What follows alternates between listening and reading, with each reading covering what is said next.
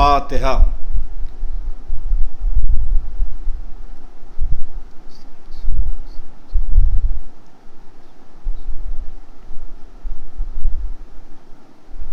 اعوذ باللہ من الشیطان اللعین الرجیم، بسم اللہ الرحمن الرحیم۔ الحمد للہ رب العالمین والصلاة والسلام علی اشرف الانبیاء والمرسلین سیدنا و نبینا و شفیع ذنوبنا بالقاسم محمد وآلہ الطیبین الطاہرین المعصومین ولعنۃ اللہ علی اعدائہم اجمعین۔ اما بعد فقد قال اللہ تبارک و تعالی وقولہ الحق۔ بسم اللہ الرحمن الرحیم، وما ارسلناک الا رحمتا للعالمین۔ صلوات پڑھ دے محمد، اللہم صلی علی محمد وآل محمد۔ خالق کائنات کا ارشاد ہو رہا ہے کہ میرے حبیب، ہم نے آپ کو عالمین کے لیے رحمت بنا کر بھیجا۔ آخری پیغمبر کو عالمین کے لیے رحمت بنا کر بھیجنا اس بات کی خود دلیل ہے کہ دین اسلام میں کوئی جبر نہیں ہے، کوئی زبردستی نہیں ہے، تلوار کے زور پر یہاں سر نہیں جھکائے جاتے۔ اخلاق اور کردار کی قوت اور طاقت ایسی ہے اور اتنی کشش رکھتی ہے کہ کفر اخلاق کی تلوار پر خود اپنا گلا رکھ دیتا ہے۔ چنانچہ بڑا مشہور و معروف واقعہ ہے کہ وہ ضعیفہ جو پیغمبر اسلام صلی اللہ علیہ وآلہ وسلم پہ روز کوڑا و کرکٹ پھینکتی تھی اور آپ کے لیے اذیت کا سبب بنتی تھی، ایک دن جب اس کا چہرہ نظر نہیں آیا تو پیغمبر اسلام صلی اللہ علیہ وآلہ وسلم نے اصحاب سے کہا کہ کیا بات ہے، آج اس عورت کا چہرہ نظر نہیں آیا جو مجھے اذیت پہنچاتی تھی۔ کسی نے کہا یا رسول اللہ وہ بیمار ہے۔ نبی کے آگے بڑھتے ہوئے قدم رک گئے اور اس ضعیفہ کے گھر کی طرف آپ چلے۔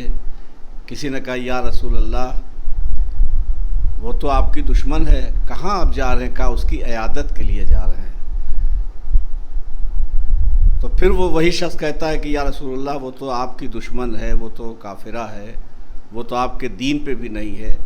تو گویا نبی نے اپنے کردار کی زبان میں جواب دیا کہ اگر میں رحمت للمسلمین بنا کر بھیجا گیا ہوتا تو شاید اس کی عیادت کو نہ جاتا، لیکن چونکہ رحمت للعالمین بنا کر بھیجا گیا ہوں، اس لیے اپنا ہو یا پرایا ہر ایک کے کام آنا میری ذمہ داری ہے اور میرا فریضہ ہے۔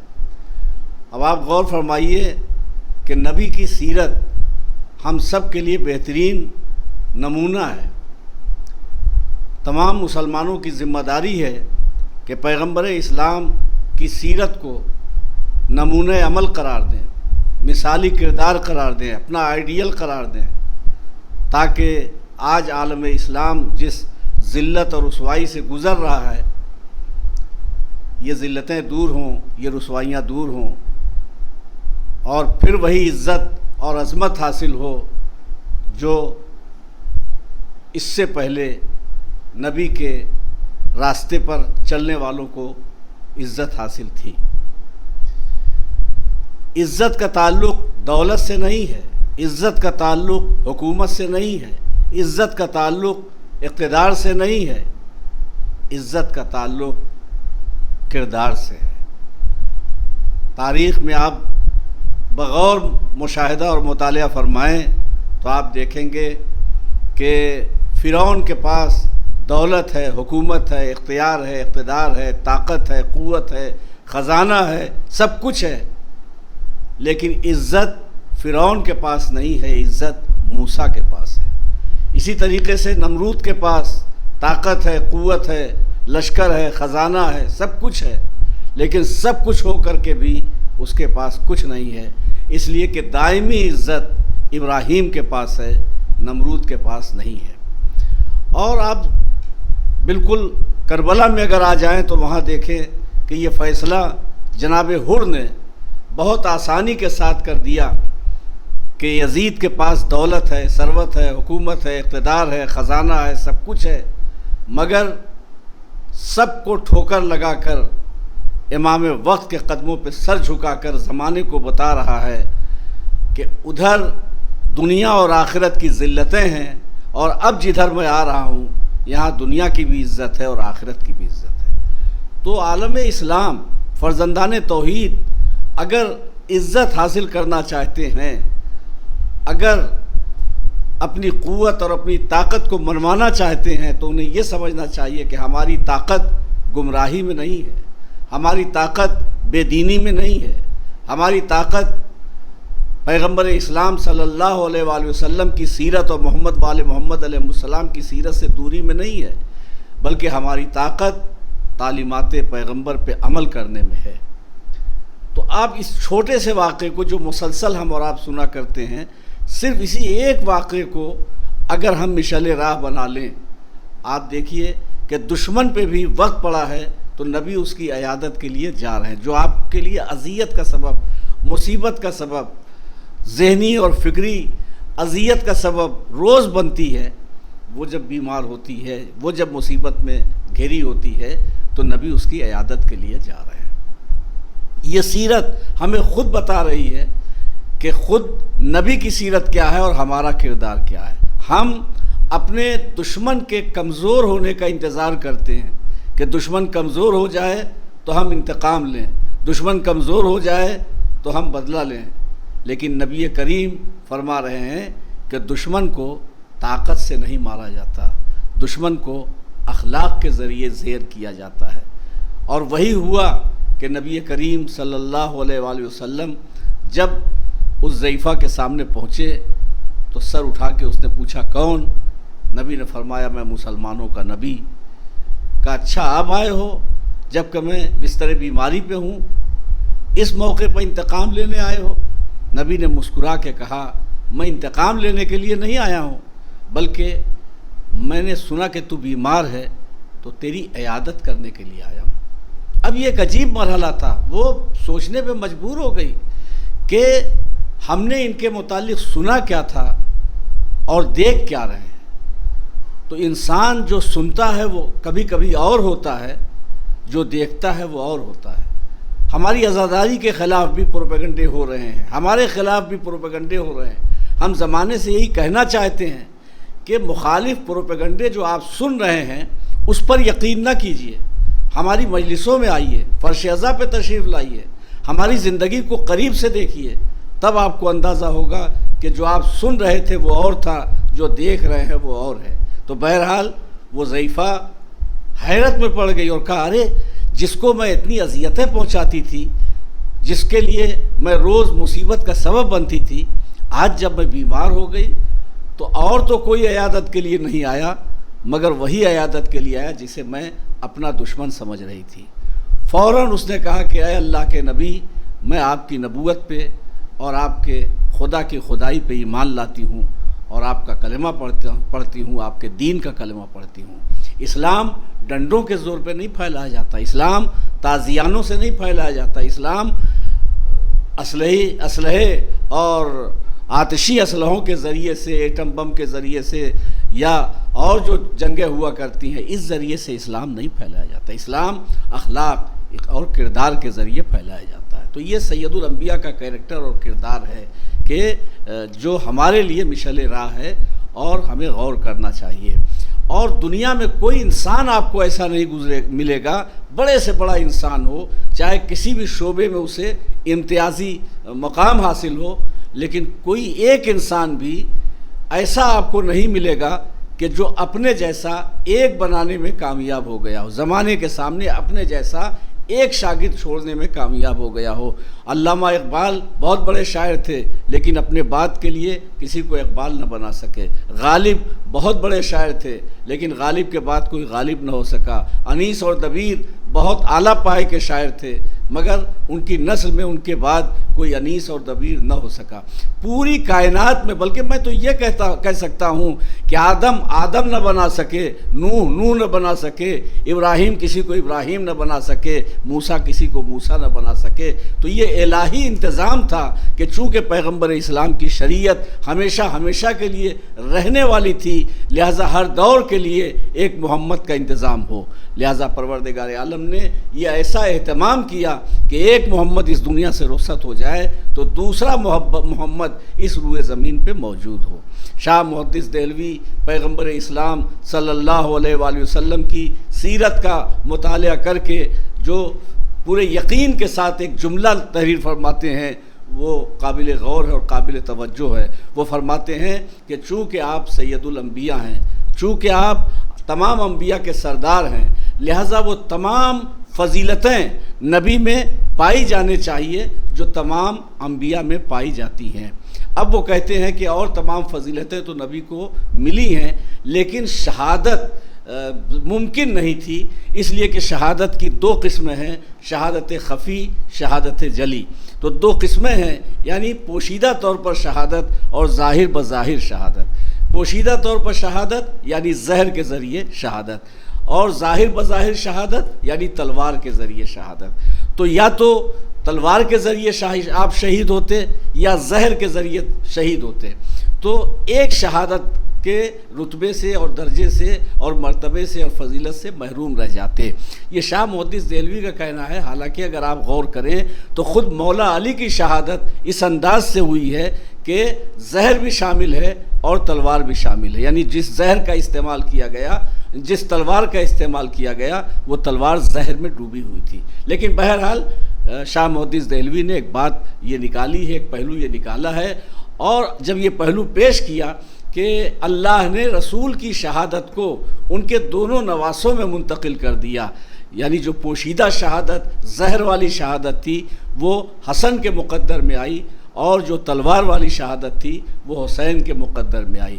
یعنی رسول کی شہادت بظاہر تو نہیں ہوئی، لیکن حسن کی شہادت رسول کی شہادت ہے، حسین کی شہادت رسول کی شہادت ہے۔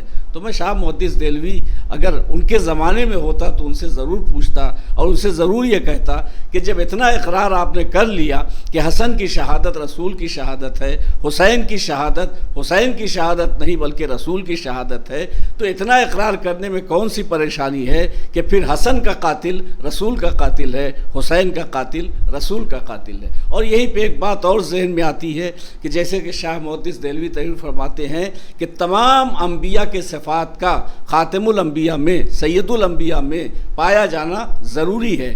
تو جیسے شہادت دو نواسوں میں منتقل کر دی گئی، تو ویسے ہی انبیاء میں بعض نبی زندہ بھی تو ہیں، تو زندگی بھی تو نبی کو ملنی چاہیے اس طریقے سے جیسے عیسیٰ زندہ ہیں، جیسے اور بعض انبیاء زندہ ہیں۔ تو ایسا کیوں نہیں ہے؟ تو جس طریقے سے شہادت حسن اور حسین میں منتقل کی گئی، اسی طریقے سے ظاہری زندگی آخری فرزند جو آج پردے غیب میں ہیں ان کے مقدر میں آئی ہے۔ تو بہرحال اللہ نے حسن اور حسین جیسے دو نواسے دیے، دونوں کا مرتبہ، دونوں کا شرف ایسا ہے کہ رسول نے فرمایا یہ دونوں امام ہیں، چاہے یہ کھڑے ہوں یا بیٹھے ہوں۔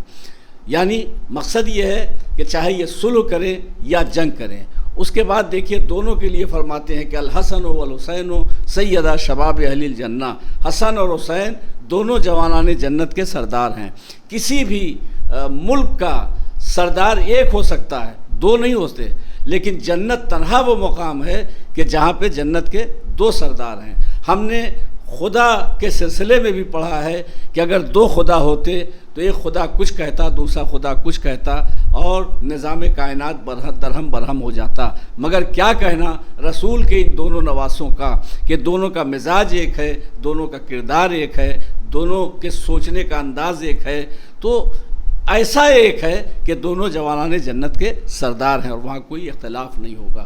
شاید مزاج کسی ہم آہنگی کو ظاہر کرنے کے لیے دونوں بچوں نے جب عید کے دن لباس کا اصرار کیا اور شہزادی فاطمہ نے کہا بچوں تمہارے لباس درزی کے ہاں ہیں تو رضوان جنت بھی آتا ہے، تو وہ کہتا ہے انا خیاط الحسنین، میں حسن اور حسین کا درزی ہوں۔ تو لباس آئے جنت سے دونوں بچوں کے۔ اب لوگ کہتے ہیں آپ لوگوں نے رضوان کو بھی درزی بنا دیا، توہین کی رضوان کی۔ دیکھیے یہاں توہین کا مسئلہ نہیں ہے، جب رسول ناقہ بن سکتے ہیں حسنین کے لیے، تو رضوان اگر درزی اپنے آپ کو کہہ رہا ہے تو اس میں کوئی توہین کی بات نہیں، بلکہ یہ شرف کی بات ہے کہ رضوان حسنین کا درزی اپنے آپ کو کہہ رہا ہے، اور یہ مقام اور یہ مرتبہ ملا، اور شاید یہ کیف، یہ لذت، یہ احساس کا سرور اسے جنت کا رضوان ہونے میں نہیں حاصل ہوا ہوگا جو اپنے آپ کو جنت کا، جو اپنے آپ کو حسنین کا درزی کہنے میں حاصل ہو رہا ہے۔ تو بہرحال رسول ناقہ بنتے ہیں اور اس کے بعد ایک طرف حسن کو بٹھاتے ہیں، ایک طرف حسین کو بٹھاتے ہیں، زلف کا ایک حصہ حسن کے ہاتھ میں، زلف کا ایک حصہ حسین کے ہاتھ میں۔ اور اس طریقے سے اگر آپ دیکھیں تو اگر ایک نواسہ کسی اور طرف رخ کرتا، دوسرا نواسہ کسی اور طرف رخ کرنے کی ضد کرتا تو رسول کے لیے مشکل ہو جاتی، لیکن یہاں مشکل کشا کے دونوں لاڈلے ہیں، بھلا رسول کو کیسے مشکل میں ڈال سکتے ہیں؟ یہاں تو بتانا یہی ہے، دکھانا یہی ہے کہ دونوں نواسوں کی فکر میں، سوچ میں، خیال میں، فیصلے میں کوئی اختلاف نہیں ہے۔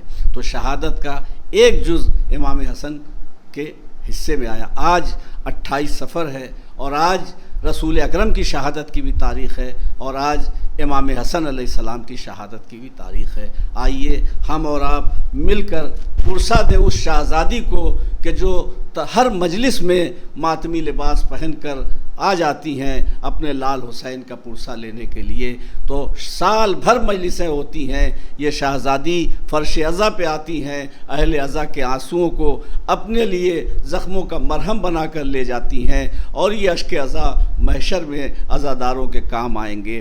سوگواران مظلوم کربلا، یہ حسین کی دکھیاری ماں کبھی عباس کا پرسا لیتی ہے، کبھی علی اکبر کا پرسا لیتی ہے، کبھی قاسم کا پرسا لیتی ہے، کبھی اپنے لال حسین کا پرسا لیتی ہے، لیکن آج ہم کو حسین کی دکھیاری ماں شہزادی فاطمہ کو ان کے بابا کا پرسا دینا ہے۔ آج بی بی فاطمہ کو ان کے لال حسن مجتبیٰ کا پرسا دینا ہے۔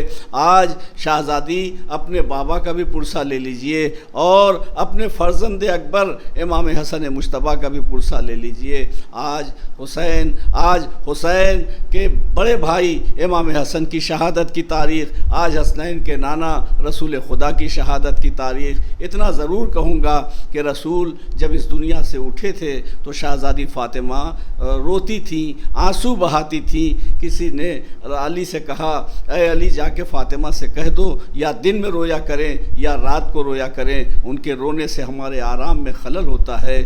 آ کر علی نے جب شہزادی فاطمہ تک یہ پیغام پہنچایا تو بی بی فاطمہ آنکھوں میں آنسو آ گئے اور کہتی ہیں، ابو تراب دعا کرو میں اس دنیا سے جلد از جلد رخصت ہو جاؤں، میرا بابا اس دنیا سے رخصت ہو گیا، مجھے رونے سے منع کیا جا رہا ہے۔ میں کہوں گا شہزادی آپ اپنے بابا پہ رو تو لیں، لیکن کربلا میں سکینہ ہے کہ جو یتیم ہو گئی تو اپنے بابا پہ آنسو نہ بہا سکی۔ عزادارو، دوسری شہادت شہزادی فاطمہ کے فرزند اکبر امام حسن مجتبیٰ کی ہے۔ کئی مرتبہ آپ کو زہر دینے کی کوشش کی گئی، روایات کے مطابق آخری مرتبہ سے پہلے 6 مرتبہ اور آپ کو شہید کرنے کی امیر شام نے مختلف کوششیں کی تھیں، لیکن زہر کا اثر تو ہوتا ضرور تھا پورے جسم پہ، لیکن شہادت آپ کی نہیں ہوئی۔ آخری دفعہ جودہ بنت اشس جو آپ کی دوسری زوجہ تھی، اس کے ذریعے سے ایسا زہر دلوایا ہے کہ اگر بہتے ہوئے دریا میں وہ زہر ڈال دیا جاتا تو تمام مچھلیاں مر چکی ہوتیں۔ ہائے فاطمہ کا لال حسن، ذرا سوچئے زہر کا عالم کیا ہے۔ کلیجے ٹکڑے کے ٹکڑے ٹکڑے آ رہے ہیں۔ شہزادی زینب تشت لے کے آتی ہیں، سامنے رکھتی ہیں، ہائے رے بےکس بہن، ہائے رے دکھیاری بہن، ہائے رے غمزدہ بہن۔ آج بڑے بھائی آج حسن کے جگر کے ٹکڑے ٹکڑے تشت میں دیکھ رہی ہے، کل جب کربلا آئے گی تو حسین کی لاش اس انداز میں دیکھے گی کہ ادھر کے گھوڑے ادھر، ادھر کے گھوڑے ادھر دوڑائے جا چکے۔ آج جگر ٹکڑے ٹکڑے ہیں، کل کربلا میں حسین کا پورا جسم ٹکڑے ٹکڑے نظر آ رہا ہوگا، اجرکم علی اللہ، زہر اپنا اثر کرتا رہا۔ ایک دفعہ شہزادی زینب سے امام حسن کہتے ہیں بہن ام فروہ کو بلاؤ۔ ام فروہ گود میں جناب قاسم کو لیے ہوئے آئیں۔ ایک دفعہ تعویذ نکالا امام حسن نے اور ام فروہ کو دیا کہ میرے لال قاسم کے بازو پر یہ تعویذ باندھ دینا۔ حسین اور حسن کا ماتم کرنے والوں، یہ تعویذ وہی ہے جو کربلا میں آخر وقت میں امام حسین کے سامنے جناب قاسم نے پیش کیا تھا۔ ارے بھائی کا خط تھا جس میں قاسم کو پیغام تھا، جب میرا بھیا حسین دشمنوں کے نرغے میں گھرا ہو تو اپنی جان کو عزیز نہ کرنا۔ عزادارو بھائی حسن کی تحریر نظر آئی تو سارا وہ منظر نظر کے سامنے آ گیا جب جگر کے ٹکڑے ٹکڑے تھے۔ عزادارو حسن اس دنیا سے رخصت ہو گئے، حسین سے وصیتیں کر کے رخصت ہوئے، غسل دیا گیا، کفن دیا گیا، جنازہ لے کے چلے، اہل حرم نے رخصت کیا۔ میں تو سمجھتا ہوں یہ پہلا جنازہ ہے جو کھلے عام آ رہا ہے۔ رسول کا جنازہ دفن کرنے کے لیے گیا تو مسلمان موجود نہیں تھے، علی رخصت ہوئے تو قبر کا نشان چھپا دیا گیا۔ شہزادی فاطمہ اس دنیا سے رخصت ہو گئی تو رات کی تاریکی میں دفن کیا گیا۔ آج تک لوگوں کو معلوم نہیں کہ قبر کہاں ہے۔ شاید یہ پہلا جنازہ تھا جب کھلے عام لے کے چلے، مگر ابھی رسول کے حرم کے قریب، رسول کی قبر کے قریب پہنچا بھی نہیں تھا کہ ایک دفعہ ظالموں نے درمیان میں حائل ہو کر کہا ہم یہاں پر دفن نہیں ہونے دیں گے۔ خالی اتنا ہی کہتے تو کوئی بڑی بات نہ تھی، تیروں کی بارش شروع ہو گئی۔ روایات کے مطابق 70 تیر حسن کے جنازے پر چلے، اور روایتوں میں یہ بھی ہے جیسے ہی پہلا تیر حسن کے جنازے پہ آ کے لگا، ایک تلوار چمکی، حسین نے مڑ کے دیکھا، عباس نے قبضہ شمشیر سے شمشیر نکال لی۔ حسین آگے بڑھے، عباس کو کلیجے سے لگایا، بھیا عباس تمہیں بابا نے کربلا کے لیے مانگا ہے، اے میرے عباس ابھی تلوار نیام میں رکھ لو۔ ہائے رے وہ عباس جس کی تمنا، جس کی آرزو گھٹ گھٹ کے رہ گئی اور تلوار چلانے کا موقع نہ ملا۔ عزادارو آج تک کوئی منظر ایسا نہیں دیکھا گیا کہ جنازہ گھر سے گیا ہو تو پھر گھر پہ لوٹ کے آیا ہو۔ شہزادی زینب اپنے بھیا حسن کا ماتم کر رہی تھی، آنسو بہا رہی تھی کہ اتنے میں دیکھا جنازہ گھر میں واپس آ رہا کہ بھیا حسین خیر تو ہے۔ اب جو ایک دفعہ نظر پڑی تو سفید کفن میں حسن گئے تھے، مگر کفن کا رنگ سرخ ہو گیا تھا۔ درمیان میں جنازہ رکھا گیا، ادھر حسین بیٹھے، ادھر زینب بیٹھی۔ حسن کے جنازے سے تیر کبھی زینب نکال رہی ہیں، کبھی حسین نکال رہے ہیں۔ بس آخری جملہ عرض کرنا چاہتا ہوں، ارے یہی زینب ہے کہ جب ہاتھوں میں رسن بندھی ہوئی تھی، بازوؤں میں رسن بندھی ہوئی تھی اور کربلا سے قید ہو کے جا رہی تھی، حسین کی لاش کے قریب آئی، بھیا ارے جب حسن کے جنازے سے تیر میں نے نکالا تھا تو میرے بازو کھلے ہوئے تھے، میرے ہاتھ کھلے ہوئے تھے۔ آج ماں جائے حسین زینب کے ہاتھ بندھے ہیں، تیرے جنازے سے تیر بھی نہیں نکال سکتی۔ سیعلم الذین ظلموا ای منقلب ینقلبون۔